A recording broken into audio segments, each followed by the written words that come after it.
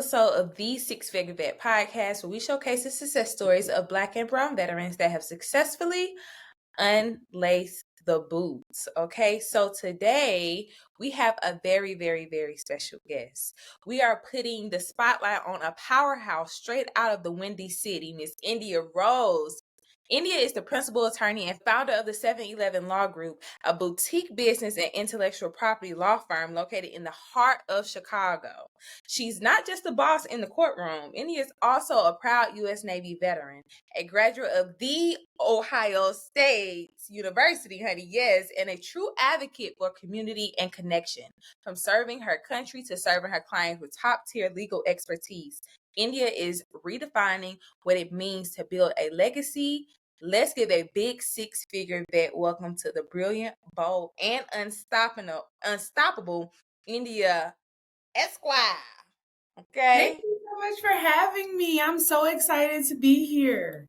Very excited. Of course. Thank you for coming. I appreciate it. Okay, so are you from Chicago? I am not. So I'm originally from Youngstown, Ohio. Okay. I'm an Ohio girl. I am, and proud of it too. Very proud. So I'm from Youngstown, Ohio. I knew something was going on how you capitalized that "the" in front of the Ohio State. Okay. At heart, I'm an Ohioan and a Buckeye, because there is a difference, right? I'm an Ohioan and a Buckeye. So yes, no, I'm from Ohio. I lived in Ohio all the way until I joined the Navy.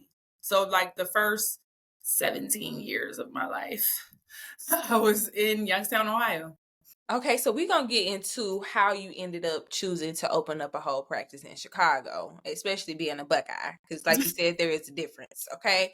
But first, I want to just get into your upbringing. Like, tell me about, India Rios before she joined the Navy. What made you be like, yeah, I'm going to go be in the Navy out of all the branches? India Rios as a youth. I wish my dad was on here, because my dad be rushing for the opportunity to tell people how bad I was. She was so bad. She was a horrible kid. Like, he tell people that all the time. I took him out to dinner with a friend of mine up here one time, and I went to the bathroom and I came back and my friend was like, your dad said you were really bad. That's what they talked about. So embarrassing. Why did you say that? But he ain't lying. That's the bar though. Yeah, he is not lying. I was a horrible child. I was. And I tell people that all the time, especially people with kids that like they be struggling with their kids. I be wanting people to know like there could potentially be light at the end of the tunnel for you, because there was a light at the end of the tunnel for my parents, because I was a handful. Grew up in Youngstown, Ohio, very poor, even though we didn't realize we were poor, not to like shade or slight my parents. And sometimes, ignorance is bliss. I didn't really realize how broke we was or what our struggles really look like in relation to other people's. But I grew up pretty poor in Youngstown, semi two-parent, not really situation. My mom and my father are separated. I mean, they have always, for my entire life, they've never been together. And my mom, she doesn't have a high school diploma. She does have a GED now. Shout out to her, but she doesn't have a high school diploma. Yeah, so I grew up with my mom being a nurse's aide. That's like a common job where I'm from. There's a lot of nursing homes there. And my father is a machinist. Okay. So he went to like a trade school. He has like a trade or whatever. I spent most of my youth with my mom until she ran into some situations of her own. But as a kid, I would say poor, but fun and bad. And a big part of me being really bad was being really smart, to be honest. You think it was boredom? Very much so. And I almost can attest to it. There was a point in my childhood when I say I was bad, like I was expelled from the 4th grade. I was expelled from the 6th grade. Not suspended. Expelled. I was expelled. I was expelled from Eagle Heights Academy, and I was not allowed to return to the 5th grade. It was a charter school, and like when I went to school for India, what was you doing to them people? Dennis the Menace? Girl, fighting. I stabbed a little boy with a pencil. Oh yeah, you was off the chain. Yeah, like doing little fights. And then my mouth was crazy. This mouth has been like this, I feel like, since I could talk. Like I would be saying things and be very bold, like never much of a liar, always one to like stand on business. Like, yeah, I slapped her. and I slap her again. You know what I'm saying? Like, or I don't feel like taking this test, so I'm gonna put my head down and take a nap. Like, very like openly defiant. Like, well, y'all not, what y'all gonna do about it? Yes. Who gonna check me before it was a meme, right? Right. Like before that was a thing where like for real, like And who you are in elementary school with this type of nonsense carrying on. in elementary school with this type of nonsense carrying on. And they had even tried to like the school system had tried to persuade my mother that I was mentally handicapped and that I should be put into special education. And one thing, I don't have the best relationship with my mother, but one thing that I will always give her credit for is that she resisted them, Yeah. and she resisted them hard. Like, they were like trying really hard to entice her, telling her things like, you guys will get a check, talking about Social Security. If she gets put on these special classes or whatever, it'll be better for the other kids in the Girl. other classes because she won't be there distracting them. She'll be with kids that learn slower like her or whatever. And you'll get like $1,000 a month, which was a lot of money back then. Funny. It was a lot of money back then, and we were struggling. Like, I'm talking about our gas to be off. I grew up mostly with no house phone. Like, I grew up in a household. I remember telling somebody where, like, every day I would come home in the wintertime and I would check the sidewalk before I would go in the house to see if the gas people had came and, like, sprayed the blue line on the sidewalk. Like, that's how I would know that the gas was off. Like, that's the type of environment that I was Yeah. in. Like extreme struggle, extreme And poverty. it's crazy. It was your normal. It was very normal. It was very normal So for me. normal. I really didn't think anything of it. I have like plans, and I'm grateful, honestly, even though those times like growing up, when I look back, like, yeah, maybe it would have been nice to have like a luxury pampered childhood. But a big part of that struggle really attributed to my mental agility today. And I Yeah. think that's why when life knocks me down, I get back up so fast, right? Yeah. Because it's just like I'm just used to it. Like, I'm going through the Yeah. motions. I had a situation where some like property had changed hands, and I didn't realize that I had needed to like switch the gas over. So the gas was off at my home for like a day. And I Yeah. was just like, oh, this is nothing. I'm going to just boil some water. It's very Don't worry about it. I've experienced this before. It's all right. I know what to Nobody do. panic. I know what to do here. I know exactly what to do here. It's nothing, right? And like a lot of people who are similarly situated to me today don't know how to deal No. with situations like that, to deal with extreme adversity or poverty or whatever. So, like I said, young India was really bad. They wanted to put me in special education. My mother resisted them so hard. She was just like, no, I know she's not, for lack of better terms, dumb. I know she doesn't have mental problems. And I'd be trying to be, when I grew up, we would say things like slow and stuff like that. So I'd be trying real hard not to use those terms, even though they kind of like come second nature, because that's what I'm used. That's what I'm. It's a cultural thing almost. Right? You know what I'm saying? But like, I'd be trying to say mentally handicapped, because I don't want to offend anybody who does go through anything, right? Yeah. But that like, actually has those issues. Exactly. So not just being labeled incorrectly. Exactly. So my mom, she would be telling them like, I just know I see her do things. I interact with her. Like, and I was very advanced at a very early age, like as far as like cooking and making stuff in the house and washing clothes and doing whatever it was that I wanted to do. I was like very advanced to the point that it was kind of like, she can't be, it just can't be. And what's crazy is that when I was in the fifth and sixth grade, they swore that I needed to be in special education classes. And then when I got to seventh grade, it was my seventh grade English teacher who said that, in fact, she believed that I needed to be in all advanced placement classes. And that was the problem. Was like, actually, I just don't think she's being challenged.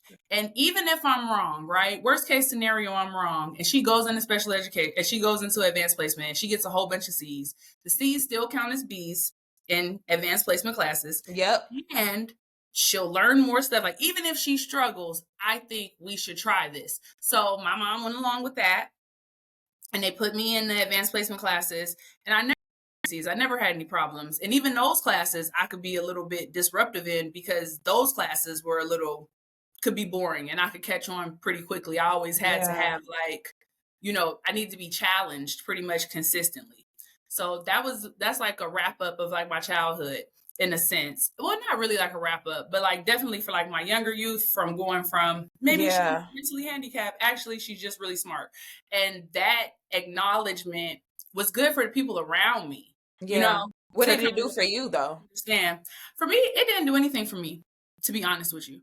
I really, looking back, I can reflect on it and be like, oh, they made good decisions there. But in the moment, these classes didn't mean anything to me. Like Right. in this class, regular class, advanced class, special class, class is class. I'm going, Right. you know what I'm saying? Like to me, it wasn't, it didn't really have any real bearing on me. Right. Yeah. Yeah, exactly. So you go from being a troubled kid, being mislabeled for it sounded like a couple years there, right? Now you're not, now they know that you're smart. So how did you go from there to how did you evolve into the Navy? Where did that come from? So it took a while, I guess, to evolve in that space. In high school, so right before I started my freshman year of high school, my mother went to prison. Okay. I ended up moving in with my father at that time. Well, actually, I did probably like 8 months in foster care. Then I moved in with my dad. Okay. So it was like a transition in that space. Once I got with my father, I feel like my home life was significantly more stable, but also still very troubled. If that makes any sense, it was Mm-hmm. like a lot going on around me that probably shouldn't have been, and not by way of, not even that it was a lot going around me that shouldn't have been. I had become adjusted and accustomed to living under my mother's rule, which was really no rule. So then I Yeah. moved in with my dad and my Now I stepmom got structure. and her mom, and they got eyes on me all the time. It's always somebody at home. They expect me to come home immediately after school. They got all of these rules. So it took me a lot to get used to them. And we went Yeah. through a lot of growing pains in that environment. Yeah. Uh, I ended up actually moving out of their home. I was like 16, 17. I moved out their house early, like on some, oh, I don't have to be here. I could be wherever I want to be. I really thought I was like way more, mature and advanced than I really was. And the streets was beating me up for real. Like I was learning lessons. I was learning lessons outside. I was like, I got outside and I got to learn the lessons real fast. But I always would go to school. So I kept going to school, even though I was staying on my own. I had experienced some teenage pregnancy, and I'm very like transparent in everything that has ever happened in my life. I don't feel any shame for anything that I've experienced or As done. you shouldn't. I had got pregnant when I was in high school. I had decided that pregnancy was not for me at that time, so I went ahead and got me an abortion. That was something that I kind of like had overcame or whatever. But at that point, after I had the abortion, one of the biggest reasons that I kept saying that I wanted the abortion so bad was because I didn't want my life to end in Youngstown, Ohio. I didn't want that to be And my. a baby would have, you felt like a baby would have solidified that. Oh yeah, I was going. Where would I go? What would I do? I Yeah. wouldn't. Where would I get the support? If I had this child, especially by this guy that I'm like wildly in love with at 16, that I wouldn't dare look at today. No Girl, shade ain't it to him. always like that? Yeah, like I wouldn't even consider you for I anything. feel the same way, and it's all shade. You saying this all It's shade? all shade, baby. Palm trees. No, that's right. I know that's right. So yeah. So I had did that and I was like, well, since I've done this, I don't want it to be for nothing. Like I really do want to like do something with my life. I had applied to Wayne State University in Detroit. So I had applied to Okay. go to school to this Wayne State University and they accepted me. So I had got accepted into this school or whatever. But then the reality set in of my true situation now that I live with my father, because I was in a household that made significantly more money than the household that I lived in with my mom. So when I had moved in with my dad, my father being a machinist and my stepmother went through like this process where she had became like a registered nurse or whatever. So like they were making really good money as a team, Right. and we really weren't eligible. I wasn't eligible for any For real any financial money. aid or Pell Grants, stuff like that. I wasn't eligible for any of those educational things. And I had selected a school that was out of state. So I was looking at like out of state tuition for like a community college for real. Wayne State is like a community college. So, Yeah. like I was doing all of that to try to go to this community college. It wasn't really adding up and it didn't seem like I was going to actually get there. Plus, I was still living outside my home. So my father and my stepmom wasn't They rushing ain't trying to help. Yeah. any, financial aid paperwork or anything to that effect. And I really had joined the Navy. To be perfectly honest, I tell people this all the time. I joined the Navy on a whim. I graduated from high school. The day that I graduated from high school, me and some of my friends, we were hanging out at this gas station that doubles over as a hangout spot in my small hometown. And it was a recruiter there, a Navy recruiter and his whites, like his working whites or whatever at the time. I don't even think they have those anymore. But he had on his working white uniform. Like the one with the flap on the back? No, that's your dress white. And I know they still have those. Oh yeah, they don't have the working whites anymore. Working whites, they like a button-up shirt with the slacks. Oh yeah, no, they don't have working no whites. It was one of my favorite uniforms. That was fly. The working whites was one of my favorite uniforms when I was in the Navy. Yeah, that was fly. They switched to be all camo. I don't know why the Navy did that, but I digress. But he had asked us, this recruiter, I'll never forget, Petty Officer Avila. And he had asked us, like, you guys graduated from high school. What are your plans? What are you guys going to do now? And my friends had plans. Their plans maybe weren't all that. Like, but it was a plan. Youngstown State. I'm going to work. I got a job at Walmart, whatever. They had plans. I didn't have any plans. And I said that I was like, I don't know. I'm going to figure it out. I'm working on figuring it out. But I'm not worried about anything because I'm like, 17, I haven't missed any meals yet. I'm not going to start missing any meals. So and at this point, you've been on your own for a while. Yeah, and I just been out just being one with the world, doing who knows what, right? Like, no, seriously. Out just being one with the world, just doing who knows what. And he was like, you should join the Navy. So you don't have any plans, you should join the Navy. And then I was like, I was like, why should I do that? He was like, well, just think. These two, they're going to go somewhere where they're going to pay to be there. And you could go somewhere where you get paid. And that resonated with me. I was like, really? How much? How much we got you? Yeah, how much? It's like, you get $1,000 a month. You get like $1,250 a month. As a E1, you make about $1,250 a month. And that's not a lot of money, but you won't have to pay for anything because we cover all your living expenses, your dental, your health, your this, blah, blah, blah. So you really just get the $1,200 to do whatever you want with it because we're going to feed you every day and do all the rest of this stuff. I was like, I'm very interested in that, And I think that for him, I don't think he realized how serious I was. Because the next day, I took the city bus to the recruiting office. Like, I came to them the next day. Like, because the next day was like Monday morning. Oh, yeah. I was there. I was like, yeah, I wanted to follow up. I had met this guy at the gas station.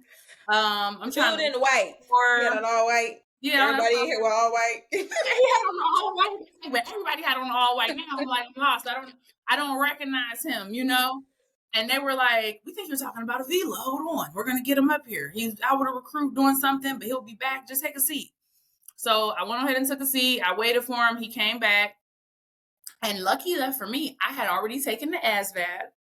I had taken the ASVAB because, they target inner city, poor areas like that. Which is a whole nother conversation. They target us hard. They had brought the tank to my school. You know what I'm saying? They was that was on your tons of recruitment, right? And I remember I could skip AP chemistry if I went to the library to take this test. And it was going to be a test in AP chemistry that I wasn't ready for. And I hadn't prepared or studied for at all. So I was like, I'm going to go take this test that don't matter. I'm going to take the test that don't matter. And this is the one that do. It was truly a test that did not matter because I bubbled through. Like, I was way ahead. I didn't read any of the questions. When I put my information on there, I bubbled through the ASVAB. And then I left. They gave us a break to use the restroom and I never came back. Did you finish the test? I finished the test. Because I skipped ahead. So when it was all said and done, I think that they just... Because you're supposed to do it in sections. Yeah, you're supposed to do it in sections. I think they just scooped up all of the booklets and scooped up my thing. And they said, well, her sheet is fully bubbled. We're gonna grade it. You know, like, because I wasn't there. So I don't know what they did. But I had left the materials. I bubbled the entire Scantron form. When they gave us that break, the high school I went to was just blacks. What was your score? It was very low. It was like a 47 or something like that. You'll be surprised. Do you know what the requirement to get in now is? It's like a 16 or something, I heard. It's very low. So I had like a 47. It's like, you know how to spell your name? Come on in. Yeah. And I believe that. I had a 47.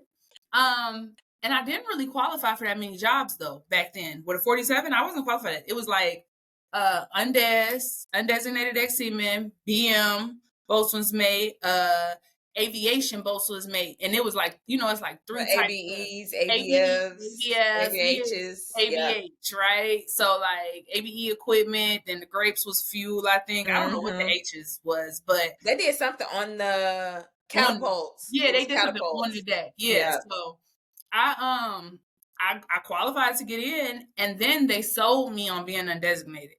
Like, oh yeah, being undesignated is gonna be great. You don't have a job. You're gonna get to shadow different jobs and pick which job you want. And that's not what it was like at all. But I have a friend, her name is Lakita. She was in the Navy as well. She had a 4-year degree. She's now she's a Black girl in tech that does like startup, like founder of startups. And they sold this lady on being an undesignated airman. Yeah, that's crazy. Like, you know, she overqualified. She had a 4-year degree. They told her just sign up right now, and then work on you're gonna be an officer. Yeah, we're gonna do the officer package. They don't give you enough information about that. Yeah, she needed to come in as an officer. Like, the way that they just lie to get you in is crazy. It is. And I do feel like they definitely lied to me. But I also feel like it was my first lesson about doing my research on my own, right? Yeah, and not just taking what people tell you and really like doing the research, which obviously was a little bit harder. You know, the internet was mid back then. But, Very know, like, I needed to ask some people. I should have been inquiring further. I just went with that. I feel like I graduated from high school on like June 8th or something like that. I was at boot camp by like July 24th. Oh, you was out of there. Yeah, it was a very fast turn for me. So like I didn't really do any real research or really get any true understanding. And I paid the price for that every step of the way. They cut my braids off, you know, like the swimming thing wasn't all that they said the swimming thing was going to be. They made it seem like we was going to be, you know, being gingerly taught how to swim, not getting pushed off.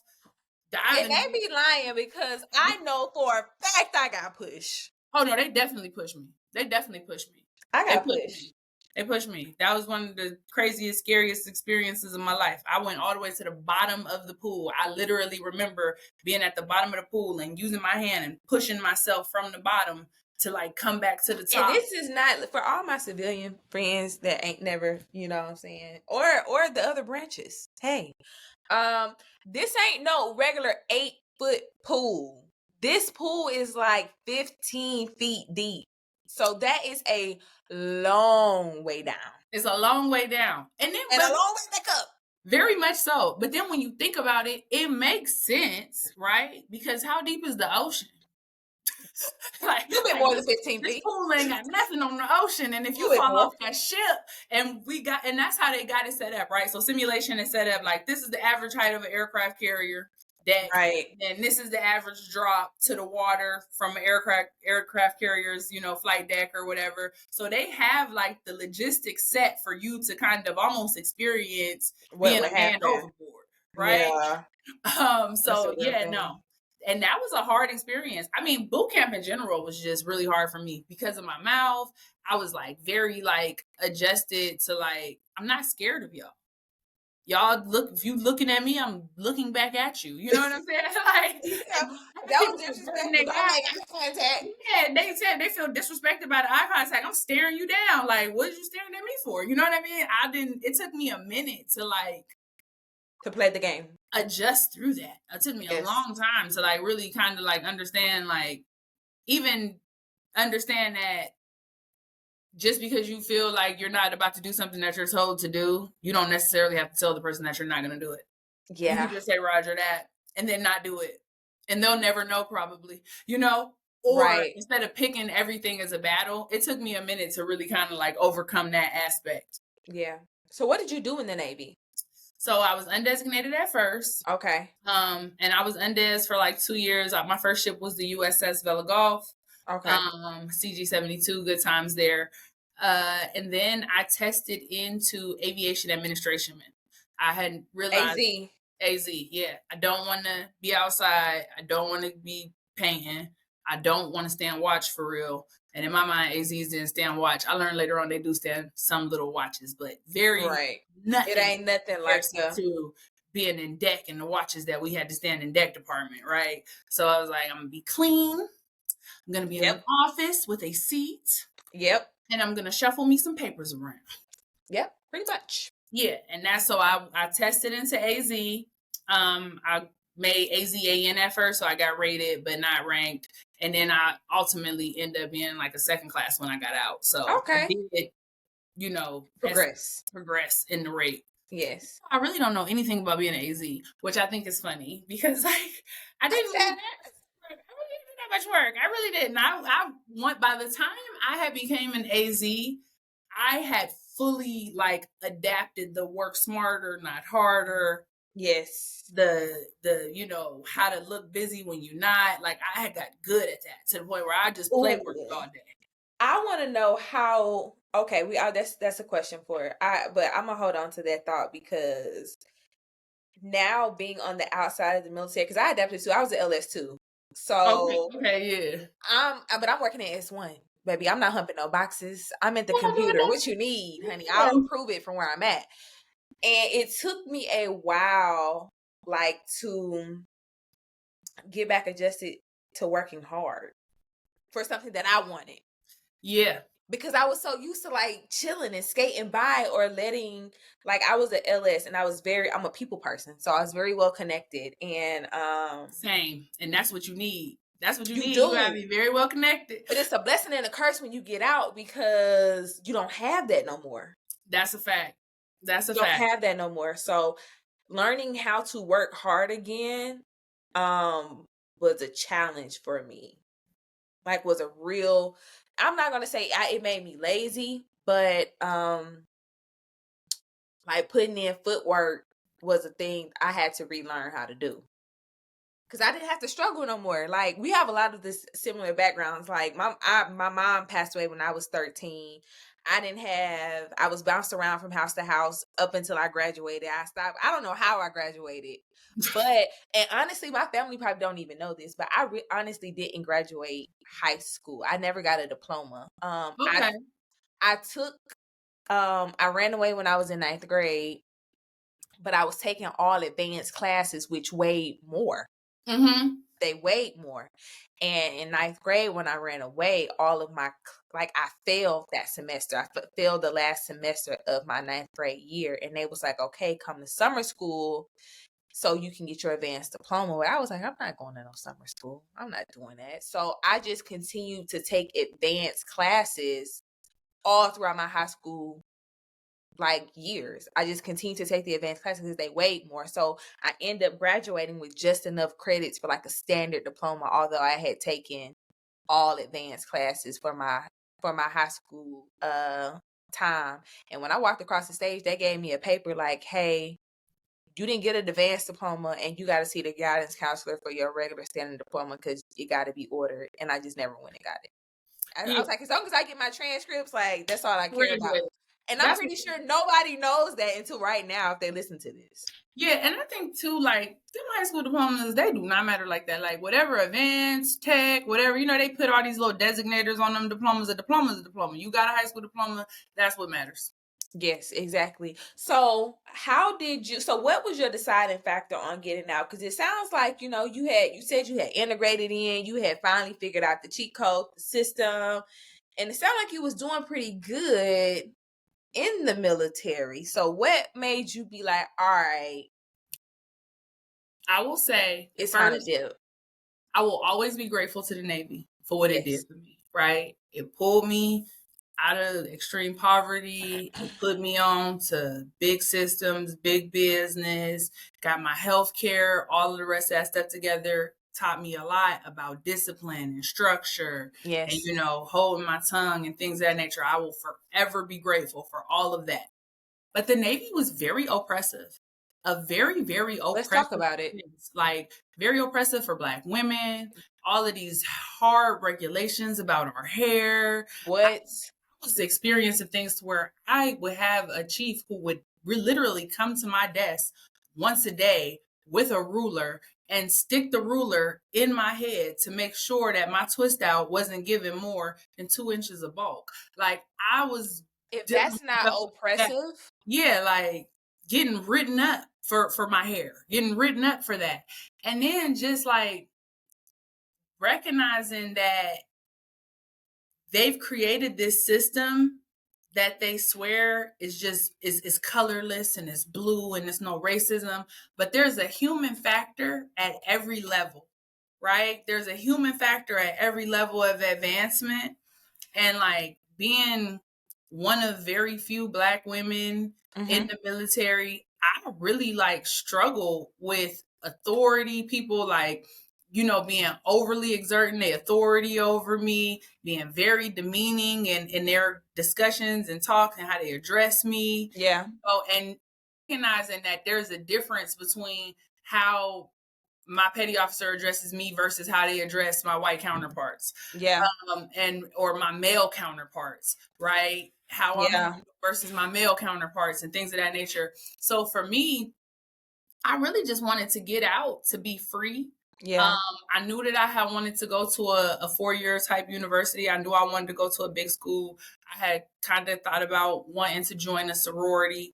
And one of my junior sailors, she used to always tell me she worked under me, but she was very wise. Proctor, Alicia Proctor, she would always say to me, like, you don't want to be 40 trying to cross.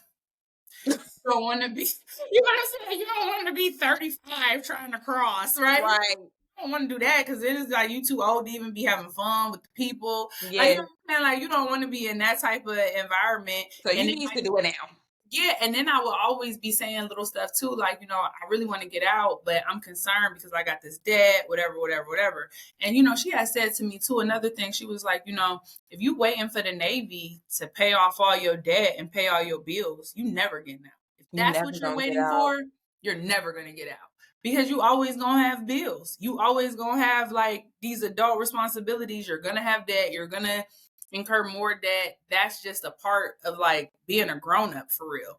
So when she had kind of like presented that to me in that way, and I started thinking about what she was saying, I kind of had to agree. So when I had re-enlisted when I first joined Navy, I joined for 4 years.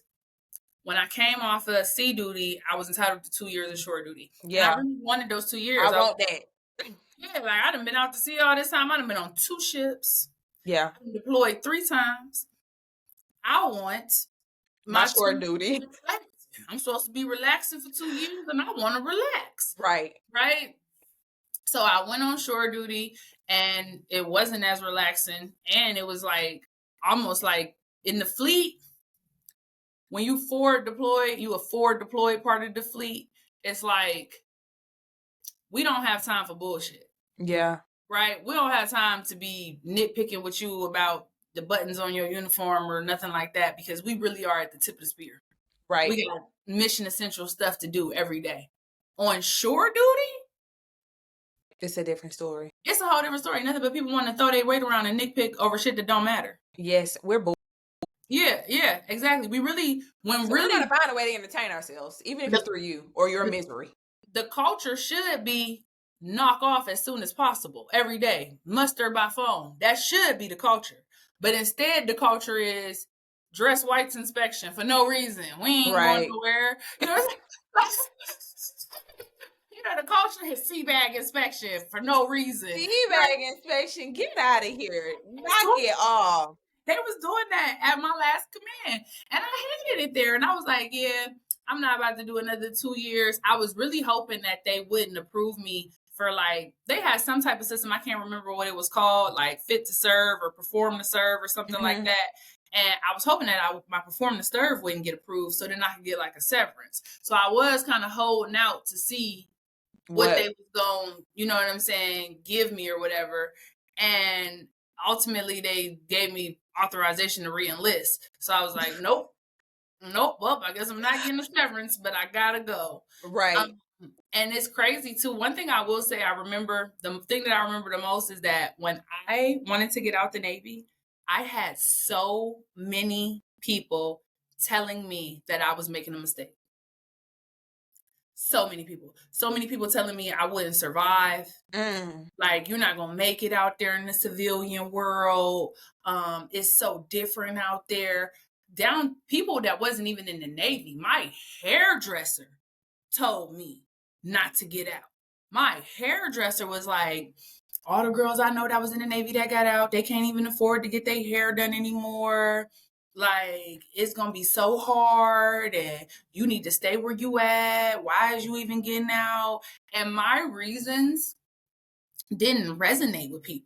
Yeah. And that's one thing I say, if I could say that, if I could speak to anybody on here that's like currently in the military, that's thinking about getting out, and they got people saying like negative things to them, one thing I would say, fuck what everybody else talking about. If your reasons are valid for you, Big facts. they valid enough, right? You know what I'm saying? If you don't want to wear a uniform anymore, you're tired of wearing a uniform, that's a valid enough reason. And my reasons was centered around like lashes, nails, makeup, hair. Like, they were all centered around. But it's rooted in oppression. Exactly. Like, you know what I mean? Like, I couldn't wear my hair in the Navy like this. Oh, no. Right now, if I wanted to. You know what I'm saying? Like, and this, you would think this would be great because you could put you should everything be able to on it. Any type of head egress, any type of flash hood, any type of cranial, anything should be able to go over this. You would think it would be perfect, but it's way too ornamental and individualized for the Navy. Right? So because of that, people was telling me like, oh yeah, and these reasons are childish. Basically, I'm childish because I want to wear my hair how I want to. I'm childish because I want to wear red nail polish. I'm childish, you know what I'm saying, for these things. But that's what I wanted. That's what I really wanted, was to have the freedom to dress and be however I wanted to be. Hey y'all, what's up? It is the Six Figure Vet here, and happy International Women's Day. In honor of it being National Women's History Month, the Six Figure Vet brand is hosting its inaugural brunch celebration March 29th in the Hampton Roads area in honor of Black women in service from past and present. This event is to celebrate, honor, and give Black women in service from past to present the flowers that they are so much deserving of. From time away from your families, leading and pouring into people while sometimes not even getting the credit that we so much deserve. Okay, this one is for you. Now, you know it wouldn't be a six-figure vet event if it wasn't a little conversation involved. There will be a panel consisting of some experts and some bosses within their respective fields coming to give us game on mental health, home ownership, tech, advocacy, physical health, and much, much more. And of course, it wouldn't be a Black woman brunch if we didn't have music and mimosas. And there is limited seating, so don't wait till the last minute to get your ticket. March 29th, 12 to 3, brunch with your girl. Let's go. The Six Figure Vet is out. Dreaming. And I think that's more so what it is, like freedom. Yeah. And like you said, your reasons are your reasons, but you have to live through some of that stuff. And you know, not to throw shade or not to do anything like that, but a lot of the people that projected that oppression look like us. Absolutely. And a lot of the people who was saying that stuff, they was really just giving me their own fear. So like Jay-Z, y'all project your fear on it. Exactly. Jay-Z had said in an interview one time that he had an uncle who told him he'd never sell 1 million albums or something like that, or he'd never make $1 million. And what Jay-Z said was like, I recognized that it wasn't that my uncle didn't want to see me win, or he didn't want to see me succeed. It was really that he couldn't fathom something like that in his mind because he couldn't see something like that for himself. right? If you can't see something grand for yourself, it's really hard to see something grand for somebody else. And a lot of times your vision is bigger than the people that you talking to, or you telling your stories and your dreams and stuff like that to, right? So in my mind, it's like everybody who was telling me not to get out because I wasn't gonna make it, they really just that was a fear that they had internalized. Yeah. That was a fear that made them keep signing up. And it's easy, and I don't look down or think down on those people at all, because it's easy, especially when you're in an environment where you've basically been groomed, for a lack of better terms, right? The Navy groomed you. Yeah.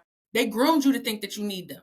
They groomed you to make you feel like you won't survive as a civilian. They groomed you with the move up, not out.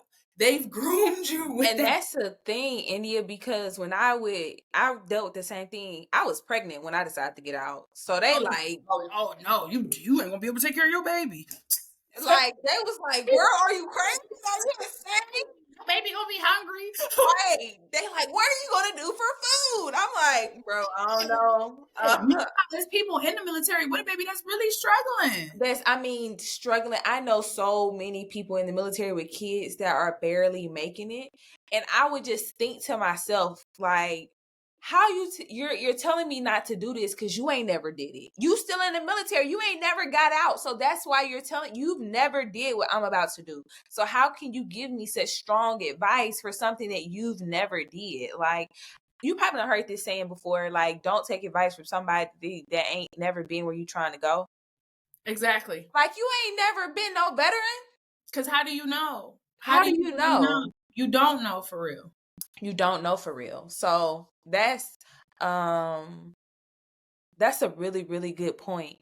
What were some things that you took from the military that you were you were able to carry over from your military experience over to the civilian world? I think one of the biggest things is just like time management. Having a real firm handle on time management, having the discipline to do it now instead of putting it off, right? When it comes to like schoolwork, things of that nature, having the discipline to seek assistance early on, if I need tutoring or something to that effect. I think that the Navy really kind of like conditioned my mind. Out of everything that I would say I gained, the most important thing, or that I really realized, was that in the Navy, they can make me be anything for them. Yeah, for real. On Monday, I'm AZ2. On Wednesday, I'm on the flight line pretending like I'm AB2. Right. You know what I'm saying? Wednesday, I'm a career counselor. Yeah, exactly. Oh, it's a fire. I'm a firefighter. Oh, it's a hole in the wall. I'm a pipe patcher. You know what I'm saying? Like, the Navy can make me, the engines need to be cleaned. I'm an engine filterer. Like, they can work crew up real quick and throw people in that work crew from all departments to go. No lie. And you are that. I'm a gunny today. I'm moving bombs. Like, you know, I ain't never thought about it like that. Yeah. Like, you're right. You're anything that they tell you to be for that day. I've never thought about it like that. Yeah. So that to me was probably my greatest lesson ever, is because if I could be anything for them, anything that they want me to be at any given moment at the drop of a dime, I could be anything for myself. Crazy. I could do anything. I could be a lawyer, right? I could be anything for the Navy. Why can't I be a lawyer? Yo, that's facts. Right? And not to say that that's where my mind was at in the initial days when I got out the military or whatever, but my mind was very much, if I could operate in this system and I can figure this system out and navigate this system with them changing my role at their whim, I can navigate life. I can navigate civilian life. If I can navigate military life with these being the conditions, I can absolutely navigate civilian life. Oh, that's good. That's so good. And then nothing is do or die to me, right? Because I've been in this environment where things really matter. Where, if I didn't turn the wrench 2 times to the left like I was supposed to, the bolt could fly in the engine and blow up the plane, right? I done been in situations where things really matter, where I really have to pay attention to detail and really be tapped in and focused in on whatever the case may be, right? So if I could do that for them, why can't I do it for myself? Right. With something that I'm actually interested in, because I ain't never want to be no firefighter. Exactly. Even I ain't though never want to do none of that. I enjoy damage control. Okay, I was Girl, damage control superstar. I was like the I was hated it. I Get me was out of this hot suit. on scene leader, and that's let me tell you something else. Let me tell you something else too. That's something that the Navy put that in my brain. Right. Something I realized about the Navy: more qualified you are, less work you doing. Yeah. That's why I went from being number 7 on the hose to the nozzleman, from the nozzleman to the phone talker, from the phone talker to the on scene leader. Right. Because the on Because scene leader don't even have on no FFE. nope. The on scene leader just got that little oxygen pack on their back. They don't Yep. have on a full apparatus and mask for hours while the drills and stuff is going on. The on scene leader don't got that going on. And you know what? It's been nice being an on scene leader, but I'm ready to be the phone talker in the locker now. I'm actually ready to be Ready. 4 compartments away from the fire. Right. I'm ready. Get me out of Away here. from the fire. So yeah, I picked up on the fact that the more qualified you are, the better off you are. That's why I was dual warfare qualified. I was surface warfare qualified as a E2. I Okay, was S-dub. I was SWAW as a E3 or E4. By the time I was, because my first command did I advance yet? No, I was AZAN AWSW before I was even a 3rd class. So, but having those qualifications, Mattered. they matter. Being air warfare mean you're not going mess cranking. Being surface Yep. warfare, you're not going mess cranking again. Like that stuff, they put a lot of weight into that. So I would get those qualifications and do the things necessary to pass those boards to get my pins and stuff, so that I could be elevated from the work fray. That's a real thing. I actually got that really hit me when I became a civilian. I'm like, what's crazy? The more money I make, the less work that I do. Exactly. The jobs that want to pay you $15, $16, $17 an hour, they want to micromanage you. They want to give you all this workload. But the good jobs that I've had as a civilian, I don't do much. $17 an hour. They want to drug test you. You got to ask permission to use the bathroom. You got to ask for you your get little a 30-minute break. Yeah, exactly. And they What is this? one time. Yeah, exactly. Hey, you actually 2 minutes late today. Can't have that happen again. Like, come on, bro. Like, come on now. Yeah, the more qualified you are, The more the qualified less you work are. that you're doing, essentially. Absolutely. So how did you you get out the Navy? Okay, we get our hair done, we get our nails done, we got red on our nails, honey. We got Same designer day. braids. And you say, what was the plan? Where did law come into play at? Not for years and years. So when I was getting out the Navy, a big part of me getting out the Navy too, like I said, my shipmates. Shout out to my shipmates, because they used to be following up with me about stuff. When you be running your mouth saying, I'm gonna do this, I'm gonna do that, it'd be some people who be really holding you accountable. It's about time Love them. it's about time for those applications. Aren't applications too? Like, when you gonna submit your college application? You know what I'm saying? Yeah. And one of my junior sailors had proofread my personal statement. Like, you know what I'm saying? Like, I really, leaned on people around me. But I had applied to Ohio State and I had got in before I got out. So I knew that I was going to school. I knew that for a fact. Like, Okay. that was my plan, was to go to school, to collect unemployment, because I was entitled to 52 weeks worth. And yeah, to go to school and to collect my unemployment and figure it out. So I went to the Ohio State, as you know. I majored in political science with a concentration in comparative politics. And then through that process, in that space, I had really thought I wanted to lobby. I had worked some campaigns, tried, because to be a lobbyist, you got to be a campaign person first, because you got to build the connections. So I had worked some campaigns and I hated it. I did recognize, though, that I was like really good at like persuading people. Mm-hmm. And I recognized that I really wanted to like tap more into that. So when I was working the campaigns, I would be always on like cold call fundraising. Like, I was really good at getting people to make campaign contributions over the phone. Okay. And I was like, I wonder what else I could persuade people to do. Like, I wonder, how I'm going to use that. But it's interesting that, and it was like a game for me, because I want to see, can I? Can I, Yeah. right? Can I call you and present you with something that you're not thinking about at all, and then get you to make a contribution or make a Yes. donation or come to an event or something like that, right? So I kind of honed those skills in that space, but I didn't really like working campaigns. And I realized pretty quickly that I was probably going I was going to end up not being a lobbyist or whatever. So I just kept working on being a persuader. I was at David's Bridal while I was in undergrad. I was at Macy's while I was in undergrad. So in those little jobs, selling dresses, persuading people to buy gowns, selling Macy's credit cards to people, Right. Still honing in on your skills. yeah, just really working on like developing like people skills, like Yeah. regular front facing people skills, kind of getting a better understanding of how people work. Took some psychology classes to kind of help with my persuasion tactics, things of that nature. Okay. You're dedicated, baby. Yeah, I was dedicated. Like, oh yeah, I'm gonna get people to get credit cards every day. I'm gonna do this. You know what I'm saying? Whatever. Like again, I'm gonna just study the art behind telling these credit cards. yeah, but very very narrow focus, not thinking about it in a big picture sense. And then when I graduated from undergrad, I had decided that I was going to work at this law firm. It was a law firm / title agency, so they did real estate transactions, and I was doing like the escrow side of that. So like processing everything that you need to buy or sell property. And there was it was a little bit of legal work involved there. And they were like really encouraging of me to become a lawyer. And they kind of like planted to see the attorneys that I was working for at Saw and Saw.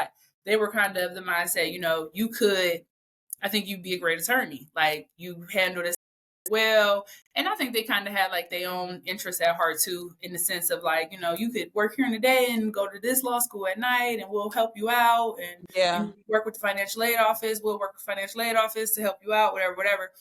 But in my mind, I was like, if I'm going to go to law school, I don't want to go part-time at night. I'm not a single two. Yeah. You are down. I'm not though. I don't want to go at night. I can afford to go full time, baby. Yeah, I go in the daytime. I don't got people relying on me in the daytime. I don't have children or anything. I don't got a household to maintain. Why would I go part time at night when I can go full time in the day? Right? Like this could be my job. I can go back to school full time. So ultimately, that's what I did. I took the LSAT, did horrible. And I love to tell people that. I think I scored like a 120 something, 127 on the LSAT, something around there. People want like 150, 140. That's where like the scholarship money and all the rest of that stuff is supposed to play at. I scored a 120 something. I still got a scholarship. That's all that matters. And I wasn't about to take the test again. Baby, it's not fair. It was really hard.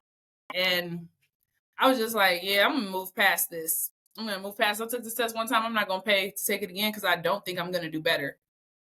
So it's really going to be a waste of my money. This is where we are. I'm going to take this score and I'm going to see where this score will take me. I can get in. Yeah, I'm going to take this score. I'm going to see where the score can take me. And in my mind, law school and applications, I'm bringing the full picture here. Yeah, my LSAT score was low, but I graduated from The Ohio State University with honors. I'm a United States Navy veteran. I'm a minority. Like, let's put all of these things in play. Yeah, I'm going to use everything. And that's that's a bar. Utilize your status. If you, whatever they think of minority or they try to use as crippling, baby, it's power behind it. Being a veteran will get you indoors. Oh, a very big door opener. Very big door opener. And an excuser too, because that's something I recognize when we talk like about me getting barred. I had to have an interview for the bar because I had so many things in my past from like being like suspended from school and really that stuff popped up. Oh yeah, from like high school suspensions. Not that it popped up. Nothing pops up. That being an attorney is a self-reporting profession. Yeah. So if they ask me what happened, I'm going to tell them the truth, right? Have you ever been suspended from school? Yes, I have. I was expelled from the 4th grade. I was expelled from the 6th grade. I was suspended at least 60 times between kindergarten and 12th grade. And I'm being I'm not being generous with the number 60. I probably should say 100. Like, you know, like This a whatever real was going on thing. with my credit. These is the bills. These are the bills I paid. These are the bills I didn't pay. You got to be very front forward with them with that. But you have the interview, or if you were arrested for anything, you know, growing up young, Black, and poor. I don't know if other people have dealt with this or if this is just something that I experienced. I almost hope that it only happened to me and it wasn't happening to other people. But like dealing with your parents calling the police on you. Oh no, that's a thing. Yeah, having your parents call the police on you. You know, Mhm. you got to be careful when you're doing stuff like that to your kids, because your kids might have to explain that later, right? When they're Yeah, trying to become a lawyer. Hey, when your child is trying to, you know, overcome all of their past and yeah, move on and step into greatness, you actually, things that you've done that were irrational, like calling the police very. on kids, they can have to explain that. I Yeah, had to explain why I went to juvenile, why my mom was calling the cops on me, why my stepmom called the police on me. You know what I mean? that's the Why these thing. things happen, because those arrests come up in your records, whatever. And then you disclose stuff, even if it's been expunged from your record, even if it can't come up, because if for some reason it does come back up and you didn't self-report, you will be disbarred. Yeah. And it's really just that simple. So like I had got like pulled over one time and it was some weed in the car, and I wasn't high or smoking or anything like that. It was like somebody had dropped some weed on the passenger side. And it's so crazy how I remember my friend was looking for that nug real hard, and the And police couldn't found it find it. like that. The officer found it in 20 seconds Like, flat. how was you looking hard enough? Yeah, what was you doing? Like, but you know, things like that. So you have to disclose all of this stuff to them though, and you have to go through this interview. But what I remember about the interview is I was so nervous about the interview. And then he was like, the guy was basically talking for me. He was like, yeah, but you joined the Navy at 17 and you turned your life around and the rest is history, right? Yeah. Let's go with that. The rest is history. If that's the story, couldn't have said it better myself, sir. The rest is history. And then he tells me, like, yeah, I can't tell you, you know, what's going to happen, but you won't be hearing back from me. So I knew, like, Bad. okay, he's going to approve my interview. Right. And I went through and got barred, but that was definitely a process. But that was one of the times where it, like, really was like the Navy can clean things up for me. Things that happened before I went to the Navy, Man, chalk what? it up to the Navy turned me around. Yeah. Navy straightened me out, you know? Yeah, for real. Even if it didn't, we gonna say Yeah. We're gonna that say it it. did. Okay. Why not? Yeah, if that's what you want to say, I want to say that too. That's a great explanation. Let's go with that. Right. So you get into law school, you take the LSAT, you get into law school. Did you okay, so what was law school like? Law school is a Shark Tank with a whole bunch of sharks wearing Nemo masks, right? So imagine you're in a tank full of sharks, but all of the sharks have on Nemo masks. So they're all, you know, pretending to be sweet little fishes, but they all really killer sharks. Mm-hmm. I would say that that's what law school is like. And to me, it was very frustrating in some points because I felt like I was always the only shark in the tank with no mask. Yeah. Just being my regular shark self, right? Everybody else is pretending to be so kind and caring to each other. But at law school, you're graded on a curve. So it's competition from It's day one. competition. People can be very like cagey with notes. You miss class, it could be hard to get notes from people. You ask somebody a question, they won't Oh, answer your question, or they'll act like they don't know or they don't understand. And then the professor asks them the same question using the Socratic method, and they'll give a glowing answer. Or the professor could call on you and ask you a question and you don't know, and it's 50 hands up around you that's just dying to answer the question. Excuse me. It could be one of those type of environments. I used to tell people that I went to law school with that I wasn't in competition with them, that I just really just wanted to be a better version of myself and to yeah. like really soak up whatever I could. So I made it a habit and practice of actually being willing to share my notes, Yeah. being willing to give you notes if you miss notes from class or whatever the case may be, because what God got for me is for me. That's what I Yeah. always tell people. What God got for me is for me. You can have my notes. You can have it. We got the same book. We got the same notes. We're going to take this test and we're going to come out and fare however we fare. And Right. I feel like I was really blessed because I did well in law school. I felt like after that first year, I had went really hard because I was really concerned. But then I was like, oh, I could study significantly less. Like, oh, I've been studying so hard. I think I can study significantly less. So I throttled way back. Like, yeah, I'm gonna, do less. Less is more. I started getting a lot of B's.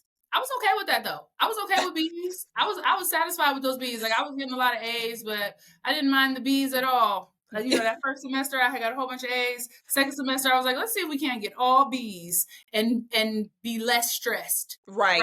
You know what I'm saying? Let's find some balance here. And be less stressed. And that's what I worked towards. That was my goal. Things went well in that space. One thing I'll say too about law school though is like there's competition with the grades, but then there's also like competition with the jobs. There's competition with trying to get friends to get you jobs at places and things of that nature. It can be really hard to like land in a good space, especially as a minority. My profession is very white. Yeah. It's a very white man driven profession, and it shows every day. It never misses an opportunity to remind us, right? Yeah. So like I never felt like I was really like well received in traditional legal spaces. I never felt like I was well received in traditional legal spaces. I never felt like I was well received at the firms that I worked at during law school. I worked at one firm while I was in law school, and they were nice. They were very nice. But there were like no Black lawyers there. The only people I really used to like have laughs and jokes with was like the support staff, which could often be a black professional story. You feel very alone and you find yourself gravitating to the people that are in like lower positions that aren't necessarily your equals, but they have those colloquial experiences and similarities that kind of like bridge all together and, make it fun or whatever the case may be. So I was like very tapped in with the clerks, which is a blessing. It's a blessing that people don't recognize because the clerks really be knowing. When you're a new lawyer, your clerk might know more about the law than you. Yeah, for real. How the law actually works, right? You got all of this theory knowledge of, case law and the mechanisms of how the legal system works. But as far as like actually getting documents filed, actually serving notices to people, things of that nature, they know. They know more. So like I was like very reliant upon them and grateful, that I had like made friends with them in that space. But the profession, very lonely. And then it could be discouraging too, because one thing I think is like that you're qualified, but you're not getting the looks. You're not getting the interviews. You're not getting the opportunity, So in law school, we go through like OCS, like this employer fair type thing or whatever, where everybody on campus interviews, OCI, on campus interviews where like these firms come and they hire people. And like, I didn't get this job. I went to Ohio State with this girl. We were there about the same time. We were in law school together at the same time. And we both applied for this job and we both interviewed for this job and they hired her. And I hate to say it, but I know that I'm more qualified than she is. I knew that I was more qualified than she was then.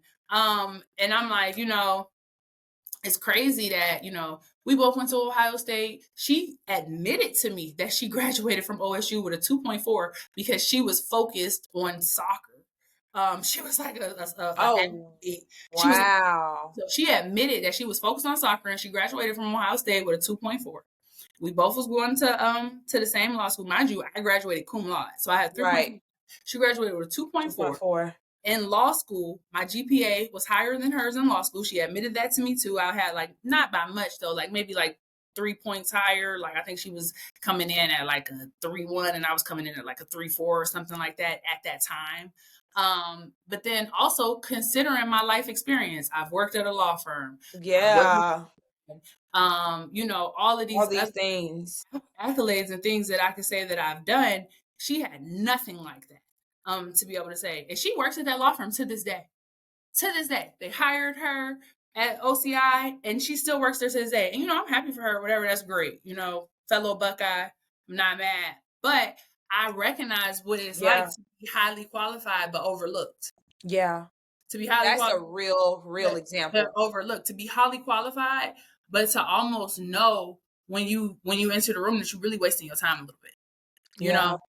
I'm going through the motions of this interview, but I don't really know what's gonna happen, And I will admit that I was a bit discouraged in that space, but I had also kind of came to the conclusion that I was gonna create my own lane.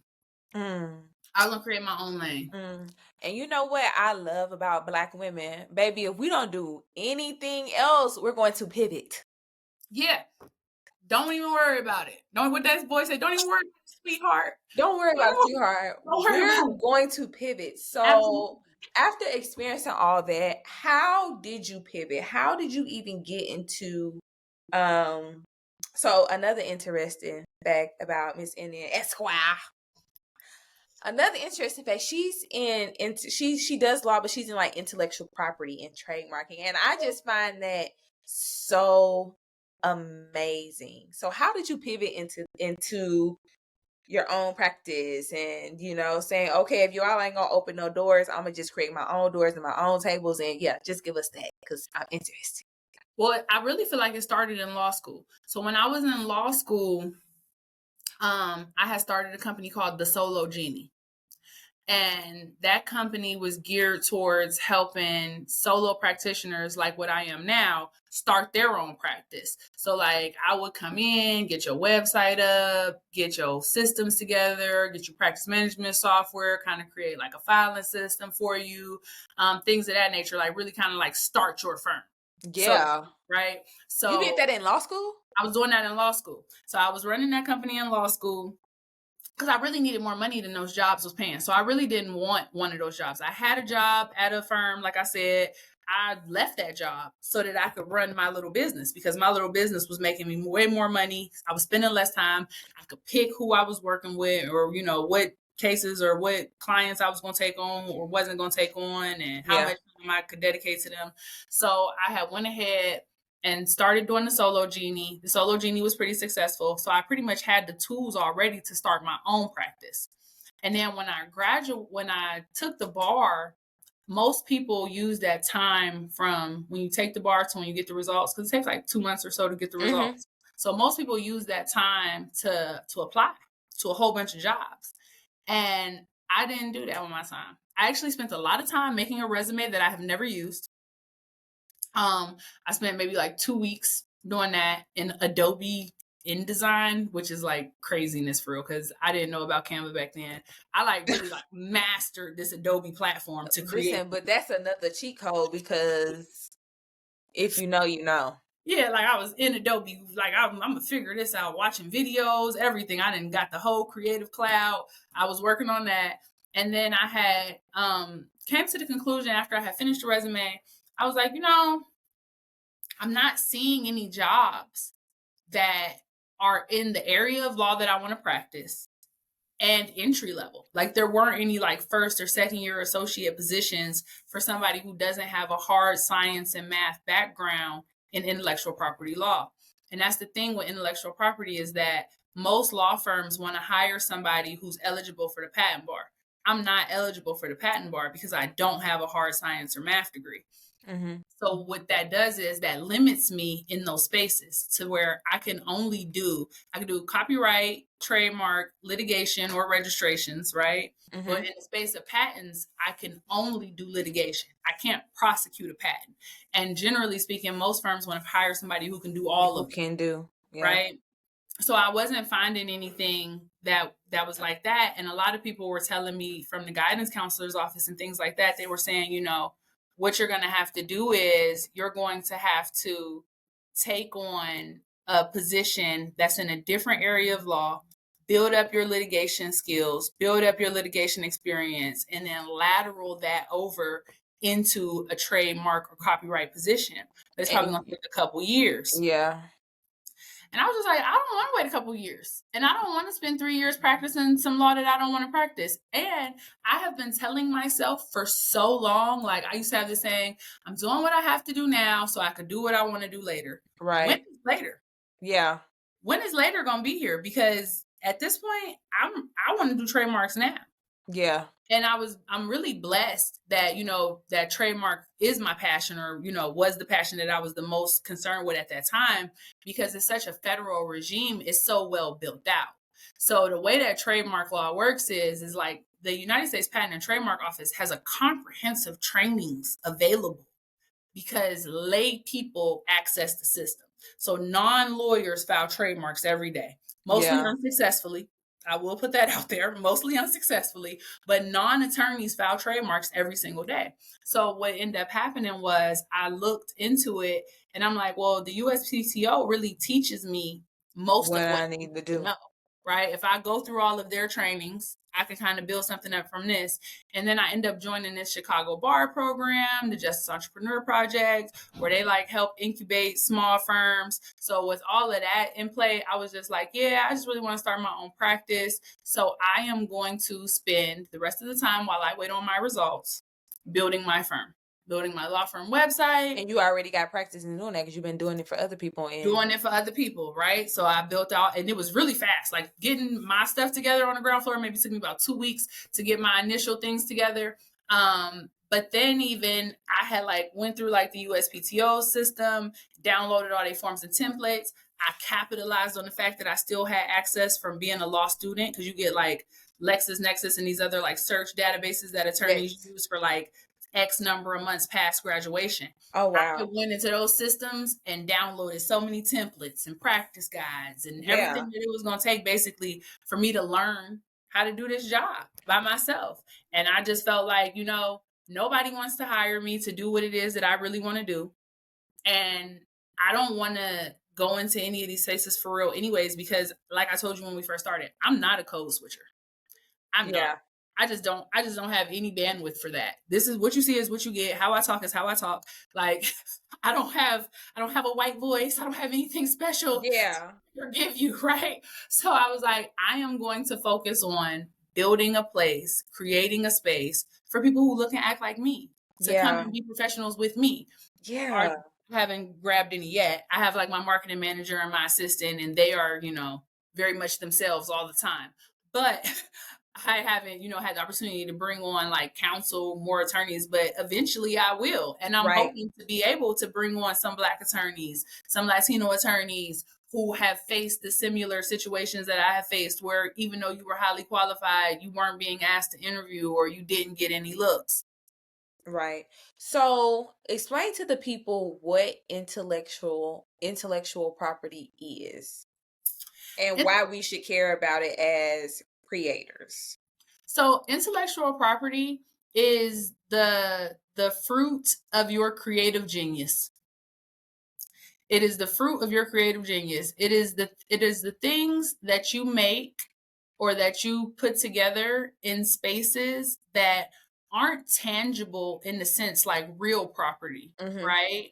Like a house, or personal property like a laptop or a phone, right? Intellectual property is kind of like, it's like the creative genius. It's the idea driven. It's the tangible manifestation of your ideas. I would say that's the best way that you could describe it. And then in that space, you'll find that there are like copyrights, trademarks, patents, right? Patents being original creations, and inventions, tech, things of that nature, even reimagined ways to use things that already exist. And then you have trademarks, source identifier of any good or service. And then you have copyrights, which is any creative work in a fixed, tangible medium of expression. So like your podcast, the actual episodes, those should be copywritten. Those are copyrightable materials, intellectual property. The name of your podcast is a trademark. You have a slogan, unlacing boots or something, that's a trademark. That's a slogan, things like that. I'm gonna cut this out because I ain't trademarked none of this stuff yet, and I know Black people. Might want to get on top of that. I'll be another client soon. Might want to get on top of that. Yeah, no, I was like, Shall Not is a very distinct brand, and that's what you want to have when you're looking for trademark protection. Yes. But so that's what intellectual property is at its essence. Black people in general create so much intellectual property, and then we don't take ownership of it. And we also often find that people steal our stuff. Like people, take ownership before we get the chance. People will trademark things behind your back, even when you're doing business with people. Like a good example of that is Caesar from Black Ink. Viacom trademarked all of that stuff. That was all his. All of his stuff, and they made it to where like they could kick him off his own show. Basically, they trademarked Kevin Gates' name. They trademarked this man's birth name. And he might, and to do that, you have to do like there's an attestment that goes with that, where you have to like attest that you have the permission or whatever of said person. So he might have some recourse. I don't know. I haven't looked into his trademark situation. But yeah, they'll do that. They'll do it fast if you don't get in front of it. Yeah, that's a real thing. And I like the fact that was actually my question. Like, what is some major mistakes that you see business owners make as it comes to trademarking? And it's not trademarking. It's not taking ownership of your stuff. Especially before you collaborate with somebody. Before you collaborate with another company. Because if you collaborate and you haven't established clearly that you're the owner, then you leave room for them to say that they owned it. Yep. You leave room for them to say that they at least jointly owned it. You know what I mean? So that's just something that you got to just be very like aware of. But people, I hate to say it, you're supposed to trademark before you launch, right? Mm-hmm. But most people launch then trademark. Yep. And they find themselves in a situation too where you want to take ownership of a name and you can't because somebody else own it. And you already bought thousands of dollars of merch, or you invested in hundreds and thousands of dollars in, getting your website and domain and all the rest of that stuff. And then you find out that you actually can't take ownership, or you receive a cease and desist from the person who do own it, telling you to stop or demanding that you pay them a licensing fee. So it's, it's just a dangerous space to be in when you launch, then protect. But most of my clients are already launched when they contact me. And a good portion of my clients have a problem when they contact me. Like somebody's using it, or I'm seeing them and they're holding themselves out as ABC company, but I'm ABC company. Oh, that's crazy and very scary. Yeah, absolutely. Absolutely. And, if you want to make sure that before you invest and really dive deep in something, you want to make sure that you actually own what it is that you're investing in. And that's why I tell people all the time, you wouldn't build a house on land you don't own. No. So you shouldn't build a brand that you don't own. Yeah, that's real smart. I really, really like that. Okay, Miss India, tell the people what they can reach with. No, first I want you to you done gave so many gems to the vets, to the business owners. If it was one piece of advice that you could give transitioning service members or veterans as it relates to, becoming a civilian again, or anything pertaining to law, whatever, one piece of advice that you could give, what would it be? I would say, this is what my father says, and I don't know where he got this from, but this is probably something that has stuck with me the most throughout my life. 2 things. 1, never put off a dream because of how long it's going to take, a dream or a goal because of how long it's going to take, because the time is going to pass no matter what. And you're either going to be closer to your goal or your dream, or you're going to be in the same spot that you were in when you first thought about it. But either way, the time is going to keep moving. That's the first thing I would say. And then the second piece of advice that I would give is, it's not the will to win that you need, it's the will to prepare. Everybody can imagine themselves as a winner. Yeah. Everybody can see themselves crossing the finish line, hair blowing in the wind, trophies and medals coming their way. That's not the hard part. The hard part is doing the work every single day to make you a winner on the day that you compete. Yeah. It's the preparation for the 10-second race. Exactly. It's not the will to win, it's the will to prepare. Because you good. naturally got the will to win. That's a natural will. Nobody wants to be a loser. Nobody imagines themselves losing, right? You don't have daydreams about losing. You have daydreams about winning, right? Yeah. So, and that's natural. The unnatural part is literally doing the work. Yeah, that is so true. Tell the people they can reach you at, Miss India. Esquire.